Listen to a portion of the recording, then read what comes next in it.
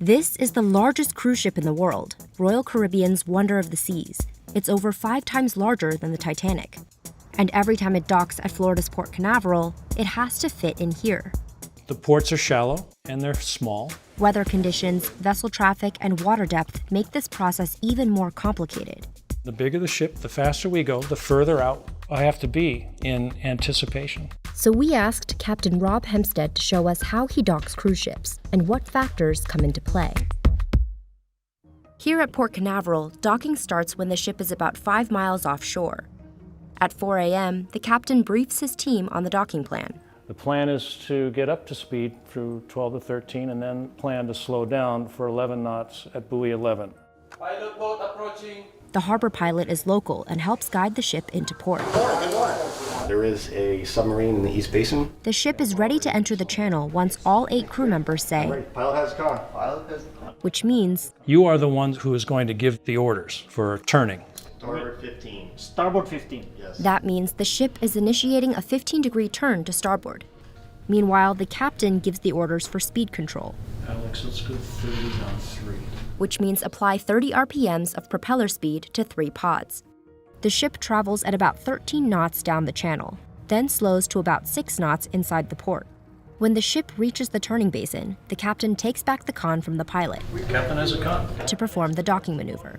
We have to turn at 180 degrees before we come alongside. To do this, he uses 3 gears to manually adjust 3 individual azipods, propulsion units that help maneuver the ship. The propeller is always going to turn in a pulling direction. The azipods rotate 360 degrees, so he can use them to pull the ship in whatever direction is needed to dock. If I want to turn the ship this way, I will turn the pod this way. Cameras and radars help the captain assess the distance between the ship and the dock. This helps us get into position precisely. But he says, This big ship, to be within a few centimeters, it's very difficult and near impossible to get it perfect, but we're sending mooring lines out at the same time. which are ropes that help secure the ship to the dock. Captains dock cruise ships hundreds of times a year. Sometimes there's no turn, and it's as simple as, We just come in, bow in. and other times it's difficult, usually due to weather. This front of thunder showers headed our way. Sometimes it just rains without wind. Sometimes it can be extremely windy. We're never really sure until we see it. I know that at the surface, if we start to see whitecaps, that's 20 knots. But that's 20 knots at the surface, which means it's about 25 knots where I'm standing up here. Knowing the wind speed helps him decide the force and direction he'll need from the propellers to steer the ship into port. If the wind is blowing on the beam and we just steer the straight heading down the channel, we will eventually get blown to the side. So we have to account for that. Imagine us sliding along like this. We're going this direction, but we're pointed this direction. This angle difference is the crab angle, and crabs walk sideways. Different ports call for different docking maneuvers. For example, St. Thomas in the U.S. Virgin Islands can get particularly windy because of the surrounding mountains and hills. So on days when easterly winds are over 30 knots, the ship will turn before the entrance to the channel and back up the channel to dock. Port Cozumel in Mexico is exposed to strong currents, so that docking maneuver It happens fast, and it has to be done in a way aggressively to get it into the current, swung, and backed out of the current and alongside.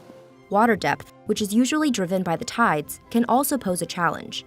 At the shallowest point at Port Canaveral, there's only about 10 feet of water between the ship and the bottom of the port. Shallow water is like driving on ice. You have to brake sooner, turn earlier, and you basically have to anticipate that your ship is going to behave differently.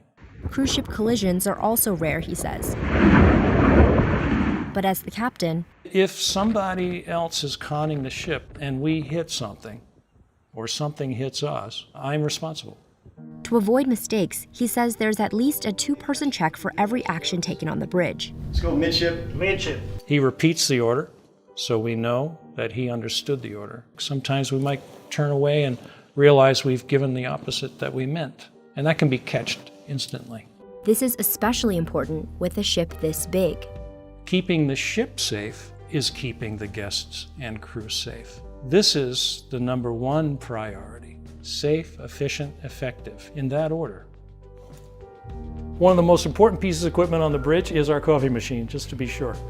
And we make sure it's always working.